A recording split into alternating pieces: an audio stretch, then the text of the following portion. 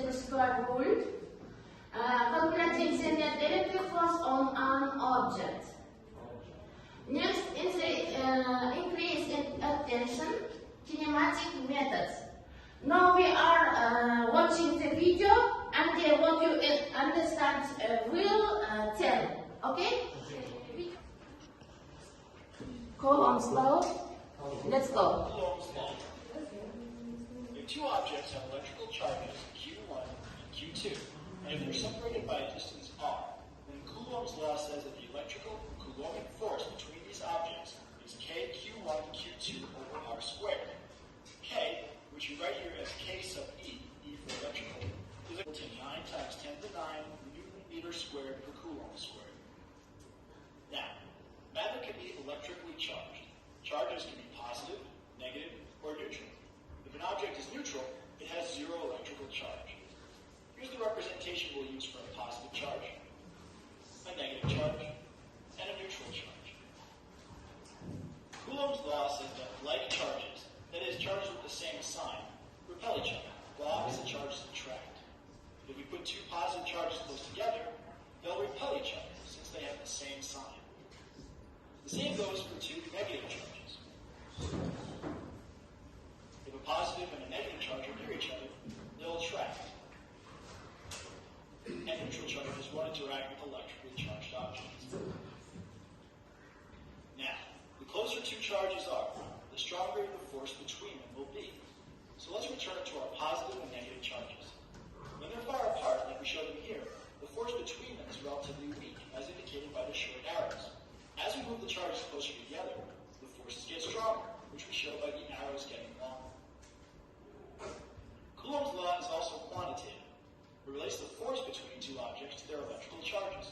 Here's Coulomb's law again. The force is equal to K times Q1 times Q2 over r squared, where Q1 and Q2 are the charges and r is the distance between them. One of the keys to Coulomb's law is that the charges are multiplied together, which means their signs, whether positive, negative, or neutral, also get multiplied. Let's say Q1 is positive, and let's say Q2 is positive as well. Multiplying two positive charges results in a positive force. And when a force is positive, here it means repulsive, pushing the charges away from each other. Now let's suppose Q1 is negative, and Q2 is also negative. Multiplying two negatives again results in a positive force. So again, Q1 and Q2 will repel. If one of the charges is positive while the other is negative, their product will also be negative, which means the force is attractive. And finally, if at least one of the charges is neutral, meaning it has zero electrical charge, this zero carries through with multiplication, and the force between them is zero. So multiplying the charges is one key to Coulomb's law. The other key is the r squared in the denominator. Suppose we double the distance between the two charges. How would the force change? Doubling the distance means we're changing the r to 2r. Squaring 2r gives 4r squared. And we can move the 4 in front of the fraction, keeping it in the denominator. So now we have 1/4 of our original force, back when the distance was r. Doubling the distance results in 1/4 of the force. Similarly, having the distance would have quadrupled the force. In other words, Coulomb's law is what's known as an inverse square law, like the law of gravity, and so distances are very important. Finally, just a little housekeeping, but not critical to understand Coulomb's law. We've thrown around this number K, 9 times 10 to the 9 Newton meter squared per Coulomb squared. Another way to write K is 1 over 4 pi epsilon naught, where pi is the numerical constant, 3.14159, etc. And epsilon naught is what's known as the vacuum permittivity, also known as the permittivity of free space. And it's approximately equal to 8.85 times 10 to the minus 12 Coulomb squared per Newton meter squared. And what did you understand? Can I tell you? There are Coulomb's law, and there's the like charges repel opposite charges attract. It's okay, very good. There are three types of charge. Can be charge of positive, negative, or neutral. Like charges at repel and the opposite charges of attract. Yes, it's okay. Coulomb's law, look at the blue part. Children, Coulomb's law given the electric electric force between 2 point charges. F equal K Q1 Q2 divided R squared. Inverse square law, K Coulomb's constant equal 9 multiply 10 9 degrees Newton meter squared divided Coulomb squared.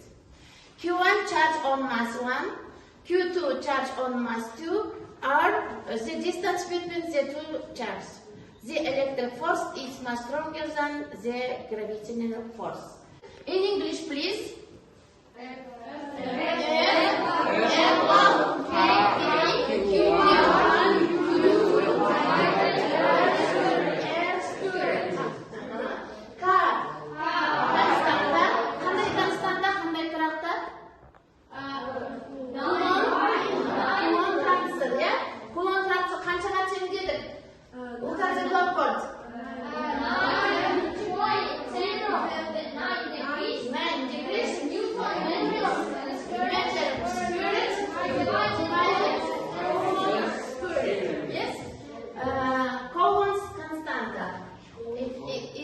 Coulomb's constanta.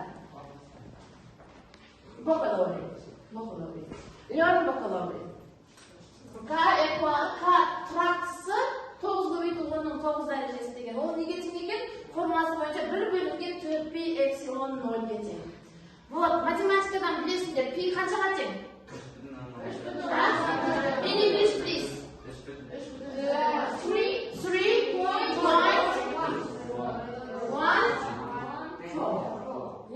Epsilon 0.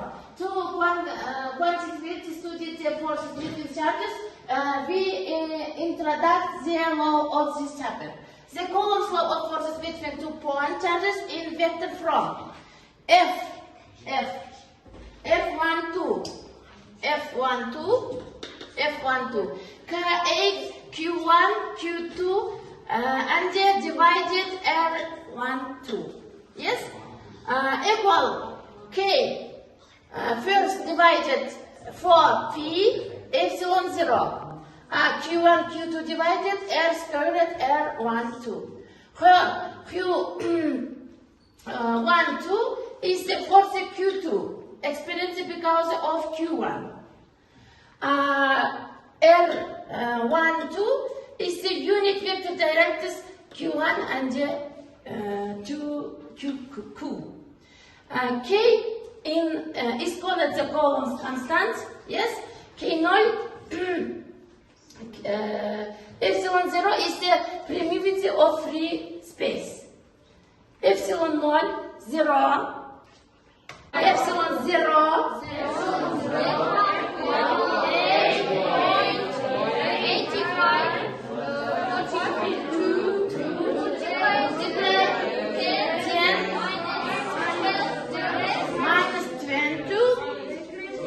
degrees Coulomb squared divided Newton meter squared. Quench, please. Epsilon 0 equal 8.85 42 multiply 10 minus 12 degrees s squared divided Newton meter squared. Meter squared. It's okay. Very good.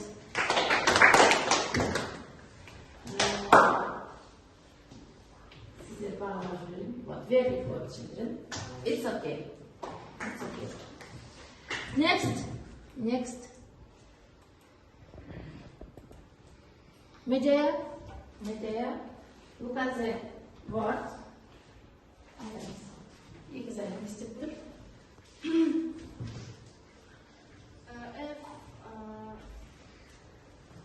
Q1, charge Q1. Charge Q1 and charge Q2. Positive charge. Yes, positive charge. Electric force. Force to Ripple. Yes. Q1, Q2. Q1 plus, Q2 minus. Positive and